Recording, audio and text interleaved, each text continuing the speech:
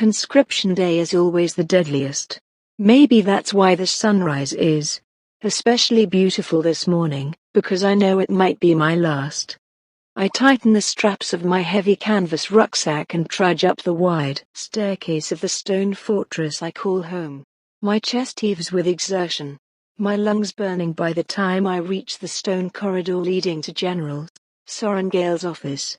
This is what 6 months of intense physical training has given me, the ability to barely climb 6 flights of stairs with a 30-pound pack. I'm so fucked.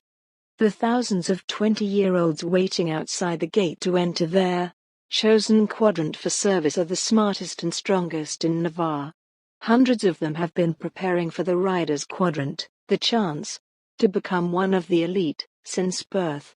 I've had exactly 6 months. The expressionless guards lining the wide hallway at the top of the landing avoid my eyes as I pass. But that's nothing new. Besides, being ignored is the best possible scenario for me. Basgiath War College isn't known for being kind to, well, anyone, even those of us whose mothers are in command. Every Navarrian officer, whether they choose to be schooled as healers, scribes, infantry, or riders, is molded within these cruel walls over 3 years, honed into weapons to secure our mountainous borders from the violent invasion attempts of the Kingdom of Sorrengail and their Griffin riders. The weak don't survive here, especially not in the Riders' Quadrant. The dragons make sure of that. You're sending her to die. A familiar voice thunders through the general's thick wooden door, and I gasp. There's only one woman on the continent foolish enough to raise her voice to the general, but she's supposed to be on the border with the Eastern Wing. Mira. There's a muffled response from the office, and I reach for the door handle. She doesn't stand a chance, Mira shouts as I force the heavy door open, and the weight of my pack shifts forward, nearly taking me down. Shit. The general curses from behind her desk, and I grab onto the back of the crimson upholstered couch to catch my balance. Damn it, Mom, she can't even handle her rucksack, Mira snaps, rushing to my side. I'm fine. My cheeks heat with mortification, and I force myself upright.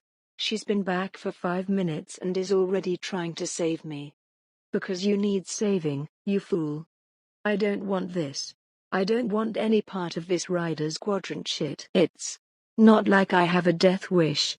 I would have been better off failing the admission test to Basgiath and going straight to the army with the majority of conscripts. But I can handle my rucksack, and I will handle myself. Oh, Violet. Worried brown eyes look down at me as strong hands brace my shoulders. Hi, Mira. A smile tugs at the corners of my mouth. She might be here to say her goodbyes, but I'm just glad to see my sister for the first time in years. Her eyes soften, and her fingers flex on my shoulders like she might pull me into a hug, but she steps back and turns to stand at my side, facing our not that I ever should have expected, or even hoped for, an ounce of mercy from a woman who's been made famous for her lack of it. Then undo it, Mira seethes. She's spent her whole life training to become a scribe. She wasn't raised to be a rider. Well, she certainly isn't you, is she, Lieutenant Sorrengail? Mom braces her hands on the immaculate surface of her desk and leans in slightly as she stands, looking us over with narrowed, appraising eyes that mirror the dragons carved into the furniture's massive legs. I don't need the prohibited power of mind reading to know exactly what she sees. At 26 years old, Mira's a younger version of our mother. She's tall, with strong, powerful muscles toned from years of sparring and hundreds of hours spent on the back of her dragon. Her skin practically glows with health, and her golden brown hair is sheared short for combat in the same style as Mum's. But more than looks, she carries the same arrogance, the unwavering conviction that she belongs in the sky. She's a rider through and through. She's everything I'm not, and the disapproving shake of Mum's head says she agrees. I'm too short, too frail, What curves I do have should be muscle, and my traitorous body makes me embarrassingly vulnerable. Mom walks toward us, her polished black boots gleaming in the mage lights that flicker from the sconces. She picks up the end of my long braid, scoffs at the section just above my shoulders where the brown strands start to lose their warmth of color and slowly fade to a steely, metallic silver by the ends, and then drops it. Pale skin, pale eyes, pale hair. Her gaze siphons every ounce of my confidence down to the marrow in my bones. It's like that fever stole all your coloring along with your strength. Grief flashes through her eyes and her brows furrow. I told him not to keep you in that library. It's not the first time I've heard her curse the sickness that nearly killed her while she was pregnant with me or the library Dad made my second home once she'd been stationed here at Basgiath as an instructor and he as a scribe. I love that library, I counter.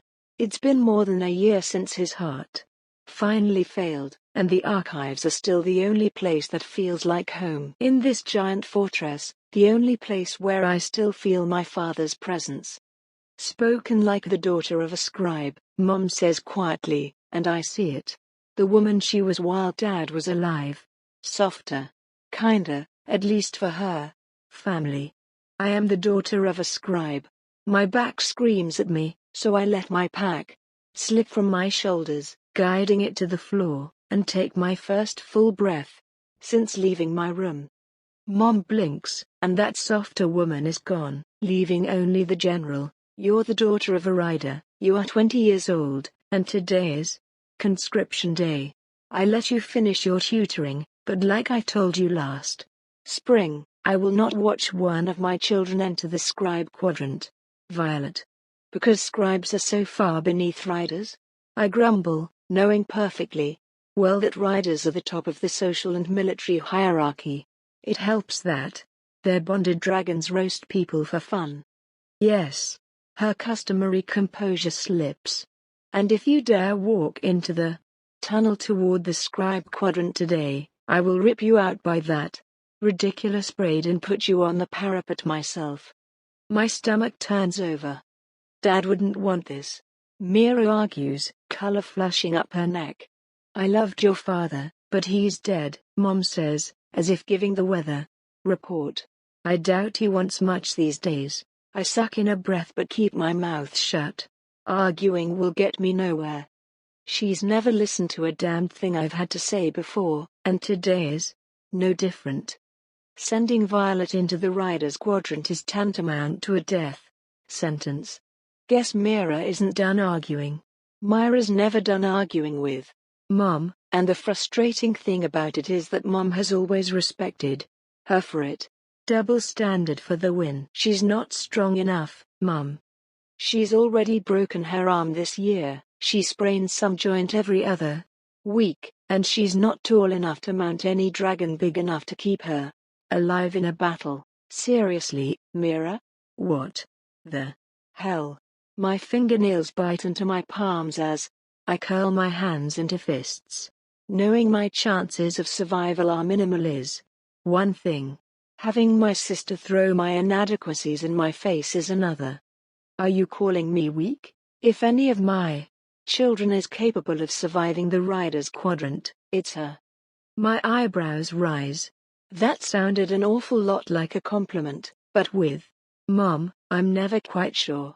How many Rider candidates die on Conscription Day, Mom? 40? 50? Are you that eager to bury another child? Mira seethes.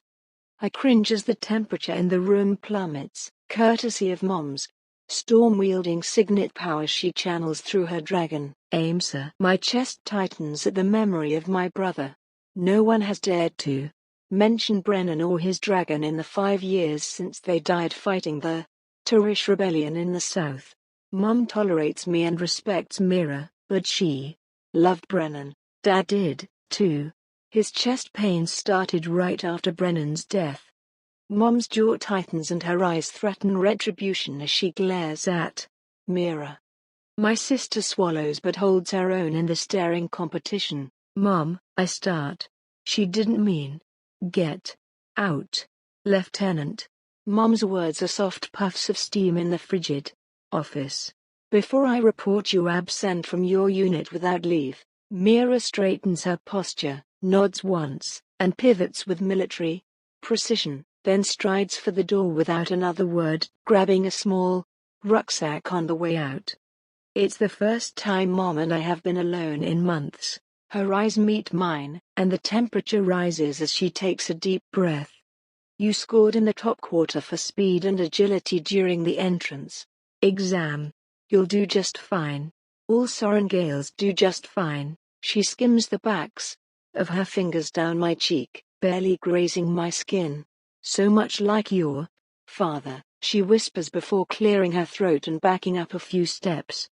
Guess there are no meritorious service awards for emotional availability. I won't be able to acknowledge you for the next 3 years, she says, sitting back on the edge of her desk. Since, as commanding general of Basgiath, I'll be your far superior officer. I know. It's the least of my concerns, considering she barely acknowledges me now.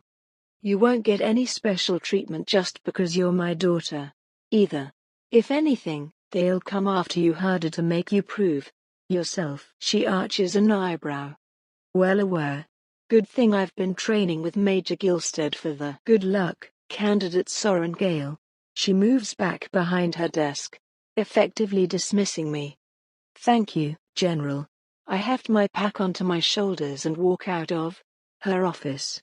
A guard closes the door behind me. Let's go. We only have an hour before all candidates have to report, and I saw thousands waiting outside the gates when I flew over. She starts walking, leading me down the stone staircase and through the hallways to my room. Well, it was my room. In the 30 minutes I've been gone, all my personal items have been packed into crates that now sit stacked in the corner. My stomach sinks to the hardwood floor. She had my entire life boxed. She's fucking efficient, I'll give you that, Mira mutters before turning my way, her gaze passing over me in open assessment. I was hoping I'd be able to talk her out of it. You were never meant for the Rider's Quadrant. So you've mentioned. I lift an eyebrow at her repeatedly. Sorry. She winces, dropping to the ground and emptying her pack. What are you doing? What Brennan did for me, she says softly, and grief lodges in my throat. Can you use a sword?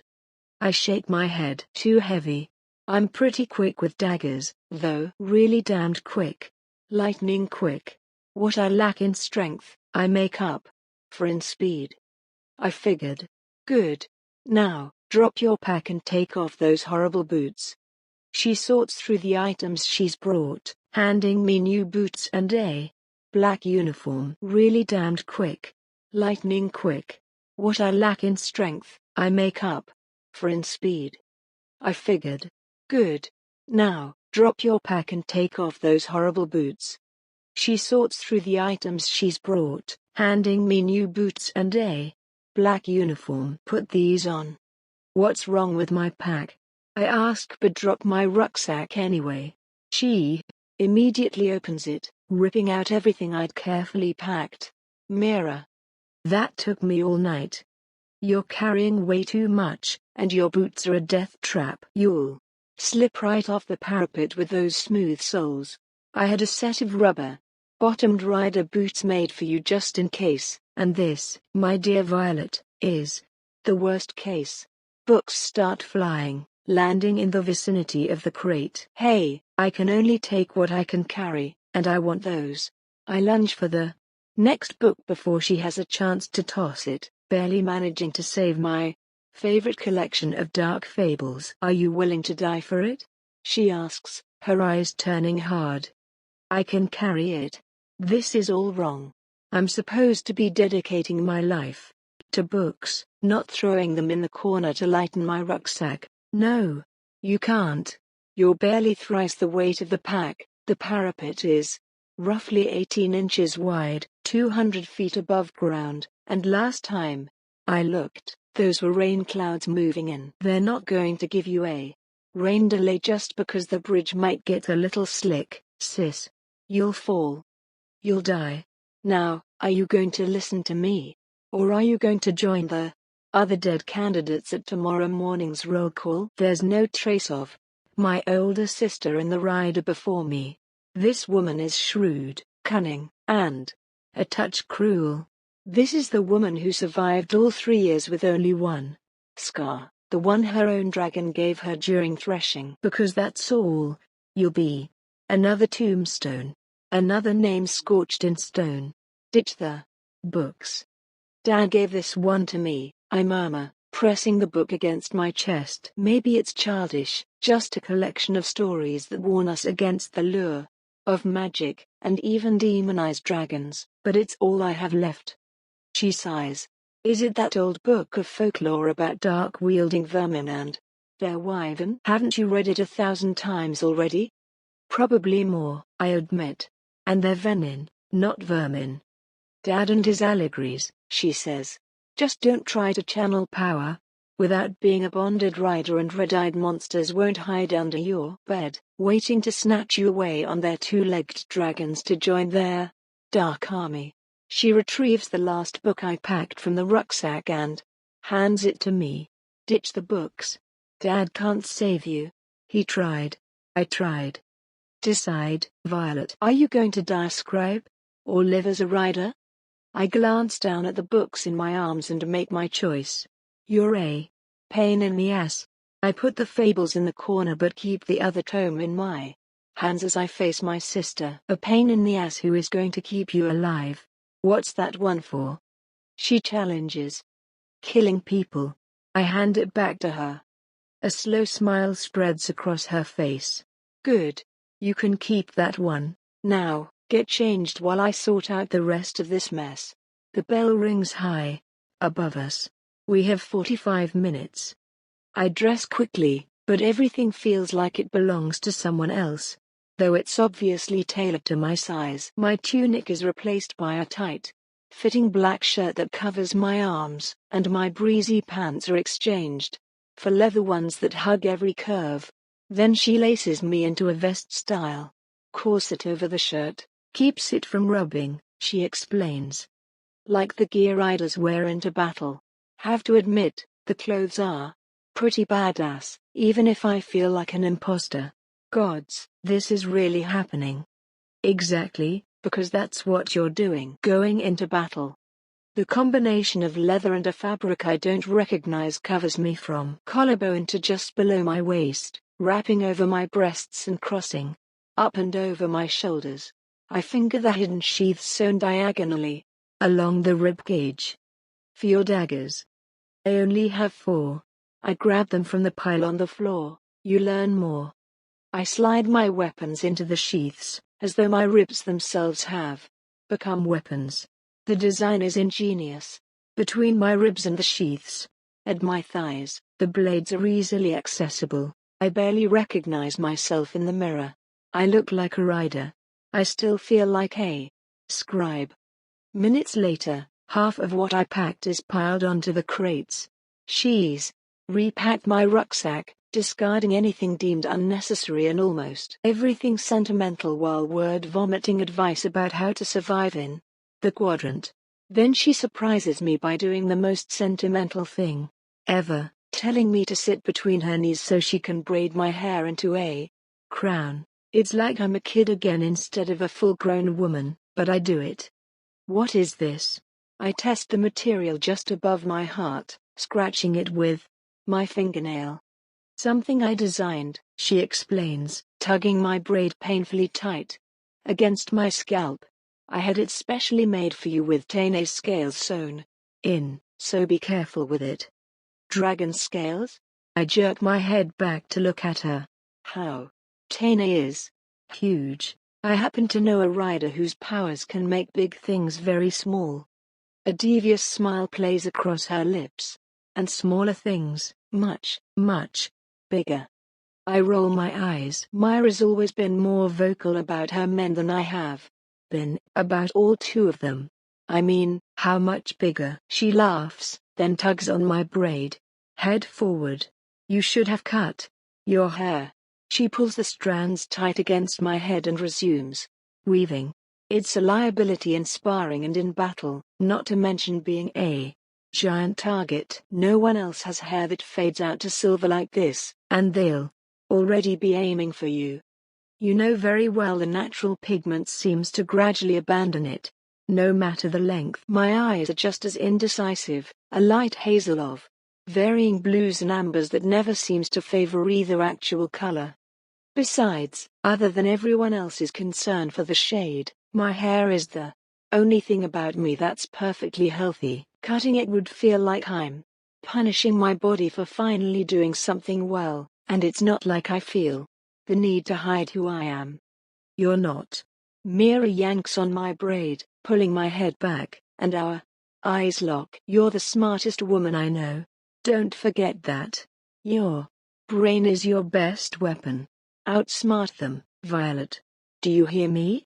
I nod, and she loosens her grip, then finishes the braid and pulls me to my feet as she continues to summarize years of knowledge into 15 harried minutes, barely pausing to breathe. Be observant. Quiet is fine, but make sure you notice everything and everyone around you to your advantage. You've read the Codex? A few times. The rule book for the Riders Quadrant is a fraction of the length of the other divisions, probably because riders have trouble obeying rules. Good. Then you know that the other riders can kill you at any time, and the cutthroat cadets will try. Fewer cadets means better odds at threshing. There are never enough dragons willing to bond, and anyone reckless enough to get themselves killed isn't worthy of a dragon anyway. Except when sleeping. It's an executable offense to attack any cadet while sleeping. Article 3. Yes, but that doesn't mean you're safe at night. Sleep in this if you can. Right before we round the last corner that will lead to the courtyard, Mira stops. What is? Oof.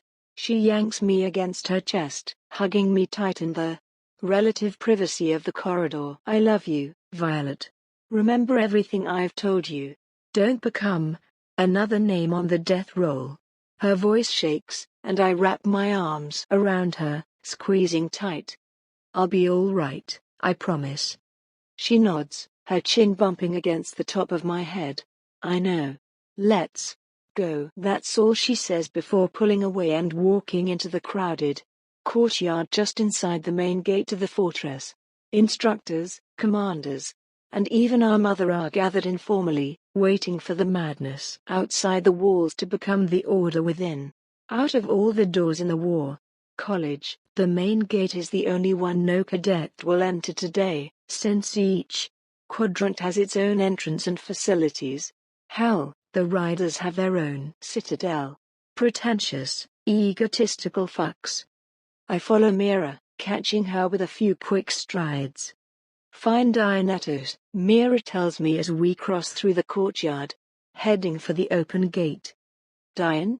I can't help but smile at the thought of seeing Dian again, and my heart rate jumps. It's been a year, and I've missed his soft brown eyes, and the way he laughs, the way every part of his body joins in. I've missed our friendship, and the moments I thought it might turn into more under the right circumstances. I've missed the way he looks at me, like I'm someone worth noticing. I've just missed him. I've only been out of the quadrant for 3 years, but from what I hear, he's doing well, and he'll keep you safe. Don't smile like that, Mira chides. He'll be a second year. She shakes her finger at me. Don't mess around with second years. If you want to get laid, and you should. She lifts her brows, often, considering you never know what the day brings. Then screw around in your own year. Nothing is worse than cadets gossiping that you've slept your way to safety. So I'm free to take any of the first years I want to bed, I say with a little grin. Just not the second or third years. Exactly. She winks. We cross through the gates, leaving the fortress, and join the organized chaos beyond. Each of Navarre's 6 provinces has sent this year's share of candidates for military service. Some volunteer. Some are sentenced as punishment. Most are conscripted. The only thing we have in common here at Basgiath is that we passed the entrance exam, both written and an agility test. I still cannot believe I passed, which means at least we won't end up as fodder for the infantry on the front line. The atmosphere is tense with anticipation as Mira leads me along the worn cobblestone path toward the southern turret. The main college is built into the side of Basgiath Mountain, as if it was cleaved from a ridgeline off the peak itself. The sprawling, formidable structure towers over the crowd of anxious, waiting candidates and their tearful families, with its stories tall stone battlements, built to protect the high rise of the keep within, and defensive turrets at each of its corners, one of which houses the bells. The majority of the crowd moves to line up at the base of the northern turret, the entrance to the infantry quadrant. Some of the mass heads toward the gate behind us, the healer quadrant that consumes the southern end of the college. Envy clenches my chest when I spot a few taking the central tunnel into the archives below the fortress to join the Scribe Quadrant. The entrance to the Riders Quadrant is nothing more than a fortified door at the base of the tower, just like the infantry entrance to the north. But while the infantry candidates can walk straight into their ground level quadrant, we rider candidates will climb. Mira and I join the riders' line, waiting to sign in, and I make the mistake of glancing up. High above us, crossing the river-bottomed valley that divides the main college from the even higher, looming citadel of the riders' quadrant on the southern ridgeline, is the parapet, the stone bridge that's about to separate rider candidates from the cadets over the next few hours. I can't believe I'm about to cross that thing. And to think, I've been preparing for the scribe's written exam all these years. My voice drips with sarcasm. I should have been playing on a balance beam. I can't believe I'm about to cross that thing. And to think, I've been preparing for the scribe's written exam all these years. My voice drips with sarcasm. I should have been playing on a balance beam. Mira ignores me as the line moves forward and candidates disappear through the door. Don't let the wind sway your steps. 2 candidates ahead of us, a woman sobs as her partner rips her away from a young man, the couple breaking from the line. Mira ignores me as the line moves forward and candidates disappear through the door. Don't let the wind sway your steps. 2 candidates ahead of us, a woman sobs as her partner rips her away from a young man, the couple breaking from the line, retreating in tears down the hillside toward the crowd of loved ones lining the roads. There are no other parents ahead of us, only a few dozen candidates moving toward the roll keepers. Keep your eyes on the stones ahead of you and don't look down, Mira says, the lines of her face tightening, arms out for balance. If the pack slips, drop it. Better it falls than you. I look behind us, where it seems hundreds have filed in within the span of minutes. Maybe I should let them go first, I whisper as panic fists my heart. What the hell am I doing? No, Mira answers. The longer you wait on those steps, she motions toward the tower, the greater your fear has a chance to grow. Cross the parapet before the terror owns you. The line moves, and the bell chimes again. It's 8 o'clock. Sure enough, the crowd of thousands behind us has separated fully into their chosen quadrants, all lined up to sign the roll and begin their service. Focus, Mira snaps, and I whip my head forward. This might sound harsh, but don't seek friendships in there, Violet. Forge alliances. There are only 2 ahead of us now, a woman with a full pack, whose high cheekbones and oval face remind me of renderings of Amari, the Queen of the Gods. Her dark brown hair is worn in several rows of short braids that just touch the equally dark skin of her neck. The second is the muscular blonde man with the woman crying over him. He's carrying an even bigger rucksack. I look around the pair toward the roll-keeping desk, and my eyes widen. Is he? I whisper. Mira glances and mutters a curse. A separatist's kid? Yep. See that shimmering mark that starts on the top of his wrist? It's a relic from the Rebellion. I lift my eyebrows in surprise.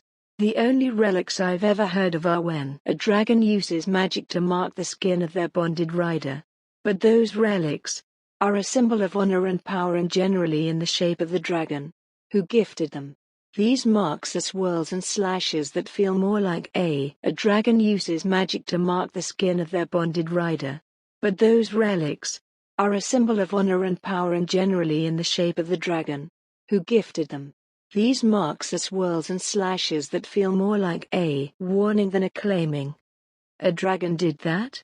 I whisper. She nods. Mom says General Melgren's dragon did it to all of them when he executed their parents, but she wasn't exactly open to further discussion on the topic. Nothing like punishing the kids to deter more parents from committing treason.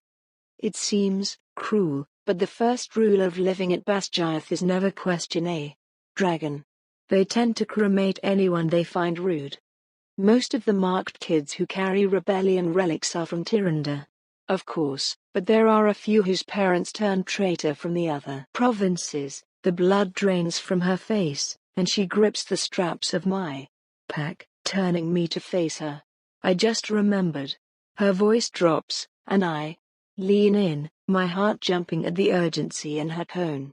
Stay the hell away, Ramzaden Rierson. The air rushes from my lungs. That name. That's Arden Rierson, she confirms, fear-lacing her gaze. He's a third year, and he will kill you the second he finds out who you are. His father was the great betrayer. He led the rebellion, I say quietly.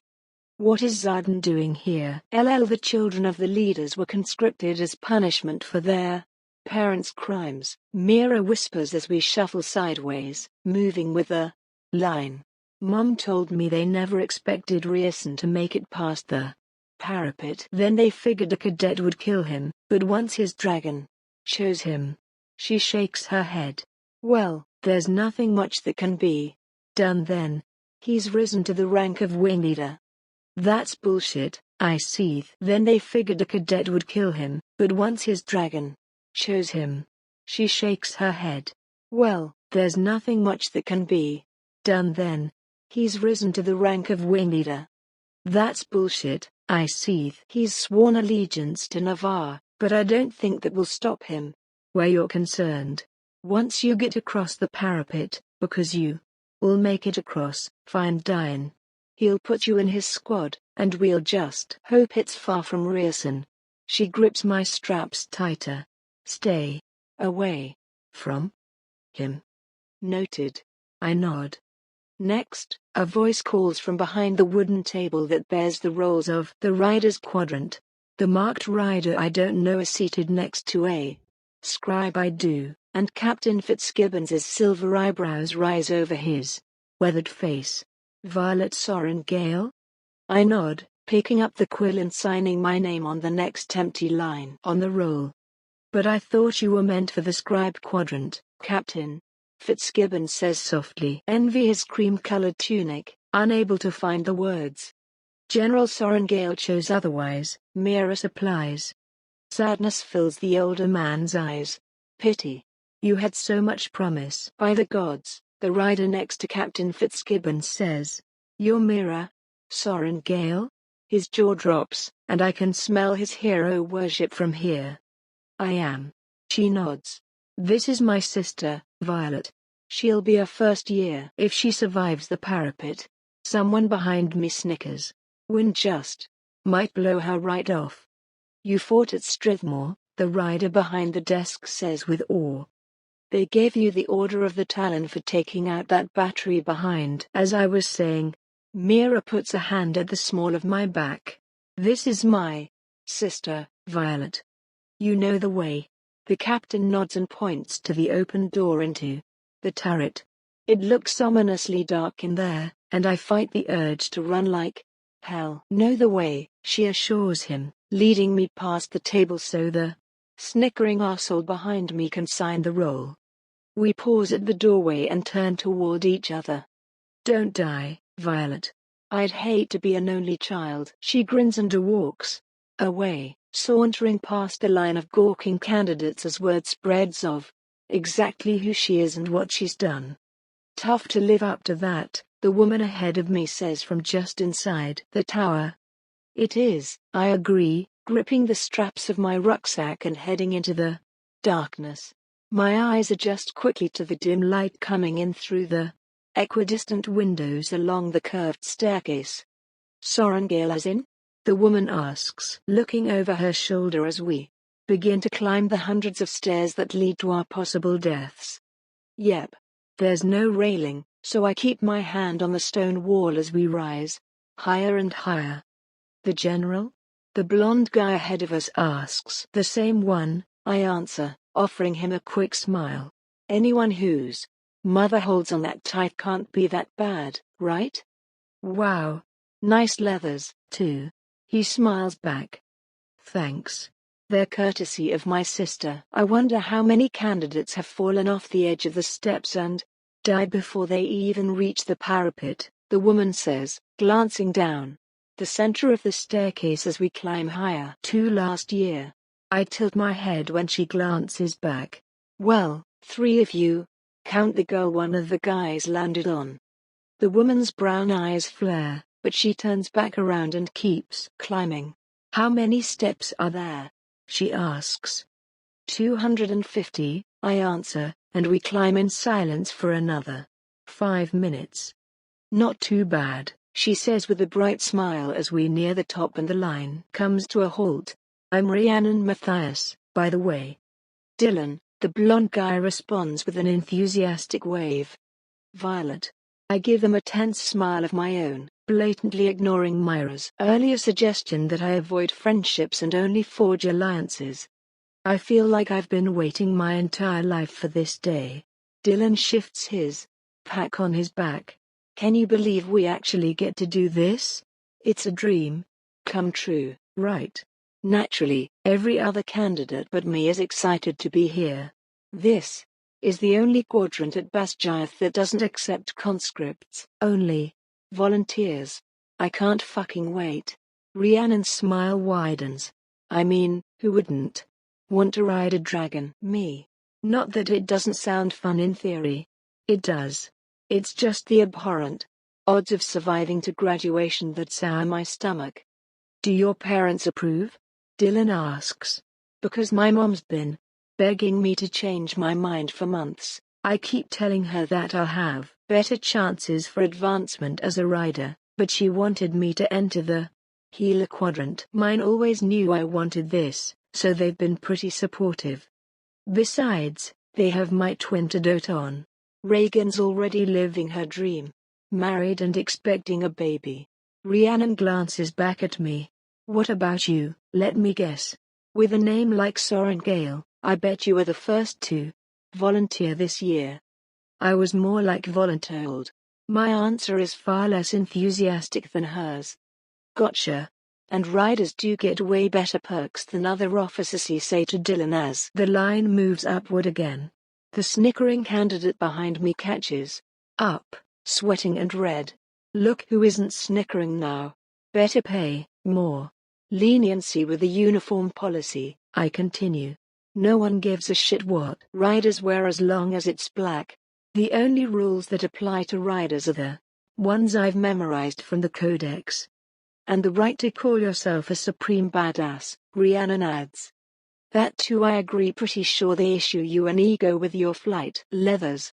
Plus, I've heard that riders are allowed to marry sooner than the other quadrants, Dylan adds.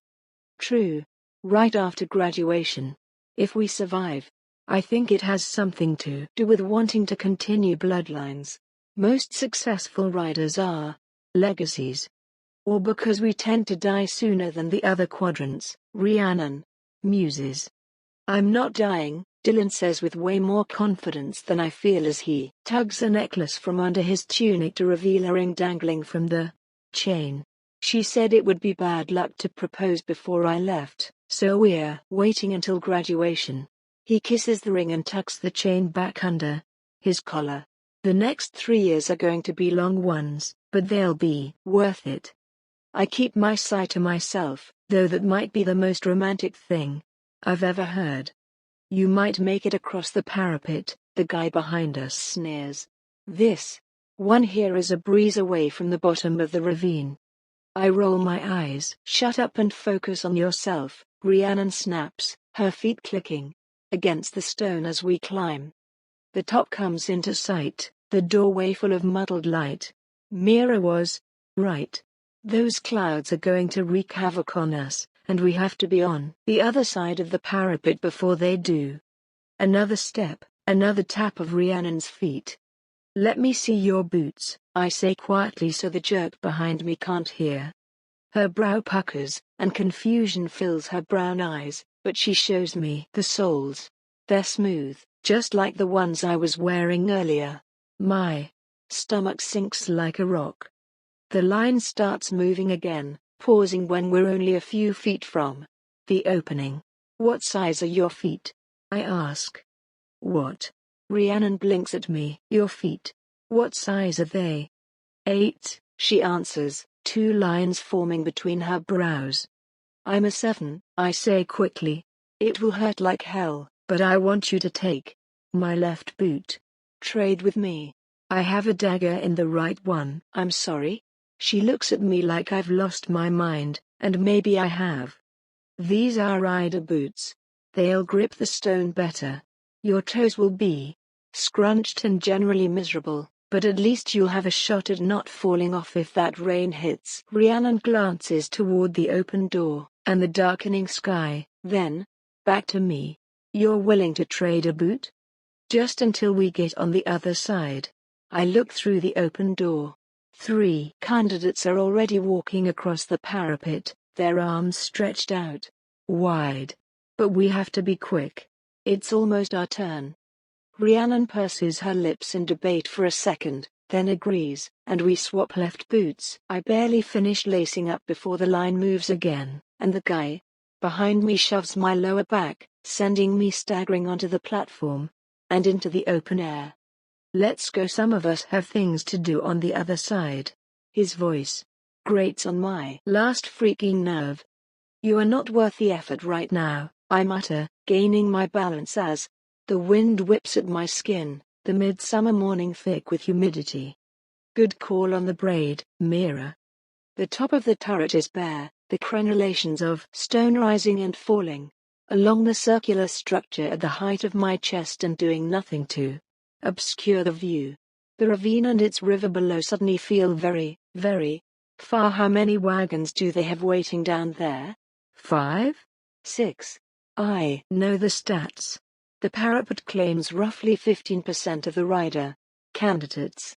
Every trial in the quadrant, including this one, is designed to test a cadet's ability to ride. If someone can't manage to walk the windy length of the slim stone bridge, then they sure as hell can't keep their balance and fight on the back of a dragon. And as for the death rate, I guess every other rider thinks the risk is worth the glory, or has the arrogance to think they won't fall. I'm not in either camp. Nausea has me holding my stomach, and I breathe in through my nose and out through my mouth as I walk the edge behind Rhiannon and Dylan, my fingers skimming the stonework as we wind our way toward the parapet. 3 riders wait at the entrance, which is nothing more than a gaping hole in the wall of the turret. One with ripped-off sleeves records names as candidates step out onto the treacherous crossing. Another, who's shaved all his hair with the exception of a strip down the top center, instructs Dylan as he moves into position, patting his chest like the ring hidden there will bring him luck. I hope it does. The third turns in my direction and my heart simply stops. He's tall, with wind-blown black hair and dark brows. The line of his jaw is strong and covered by warm tawny skin and dark stubble, and when he folds his arms across his torso, the muscles in his chest and arms ripple. Perfect, like an artist worked a lifetime sculpting him, and at least a year of that was spent on his mouth. He's the most exquisite man I've ever seen. And living in the War College means I've seen a lot of men. Even the diagonal scar that bisects his left eyebrow and marks the top corner of his cheek only makes him hotter. Flaming hot. Scorching hot. Gets you into trouble and you like it level of hot. Suddenly, I can't Remember exactly why Mira told me not to fuck around outside my year group. See you two on the other side, Dylan says over his shoulder with an excited grin before stepping onto the parapet, his arms spread wide. Ready for the next one, Rierson? The rider with the ripped sleeves says. Zardan Rierson? You ready for this, Sorrengail? Rhiannon asks, moving forward. The black-haired rider snaps his gaze to mine, turning fully toward me, and my heart thunders for all the wrong reasons. A rebellion relic, curving in dips and swirls, starts at his bare left wrist, then disappears under his black uniform to appear again at his collar, where it stretches and swirls up his neck, stopping at his jawline. Oh shit, I whisper, and his eyes narrow, as if he can hear me over the howl of wind that rips at my secured braid. Sorrengail? He steps toward me, and I look up, and up. Good gods, I don't even reach his collarbone. He's massive. He has to be more than 4 inches over 6 feet tall. I feel exactly what Mira called me, fragile, but I nod once, and the shining onyx of his eyes transforms to cold, unadulterated hatred. I can almost taste the loathing wafting off him like a bitter cologne. Violet? Rhiannon asks, moving forward. You're General Sorrengail's youngest. His voice is deep and accusatory. You're Fenrison's son, I counter, the certainty of this revelation settling in my bones. I lift my chin and do my best to lock every muscle in my body so I don't start trembling. He will kill you the second he finds out who you are. Mira's words bounce around my skull, and fear knots in my throat. He's going to throw me over the edge. He's going to pick me up and drop me right off this turret. I'm never going to get the chance to even walk the parapet. I'll die, being exactly what my mother's always danced around calling me, weak. Zardan sucks in a deep breath, and the muscle in his jaw flexes once. Twice. Your mother captured my detail or looking for any weakness. Your sister is a rider. Guess that explains the leathers. Guess so. I hold his glare, as if winning this staring competition will gain me entrance to the quadrant instead of crossing the parapet behind him. Either way, I'm getting across. Mira isn't going to lose both her siblings. His hands clench into fists, and he tenses. I prepare for the strike. He might throw me off this tower, but I won't make it easy for him. You all right? Rhiannon asks, her gaze jumping between Zardan and me. He glances at her. Your friends make it easy for him. You all right? Rhiannon asks, her gaze jumping between Zardan and me. He glances at her. Your friends? We met on the stairs, she says, squaring her shoulders. He looks down, noting our mismatched shoes, and arches a brow. His hands relax. Interesting. Are you going to kill me? I lift my chin another inch. His gaze clashes with mine as the sky opens and rain falls in a deluge, soaking my hair, my leathers, and the stones around us in seconds. A scream rends the air, and Rhiannon and I both jerk our attention to the parapet just in time to see Dylan slip. I gasp, my heart jolting into my throat. He catches himself, hooking his arms over the stone bridge as his feet kick beneath him, scrambling for a purchase that isn't there. Pull yourself up, Dylan. Rhiannon shouts. Oh gods. My hand flies to cover my mouth, but he loses his grip on the water-slick stone and falls, disappearing from view. The wind and rain steal any sound his body might make in the valley below. They steal the sound of my muffled cry, too. Zardan never takes his eyes from me, watching silently with a look I can't interpret as I bring my horrified gaze back to his. Why would I waste my energy killing you when the parapet will do it for me? A wicked smile curves his lips. Your turn.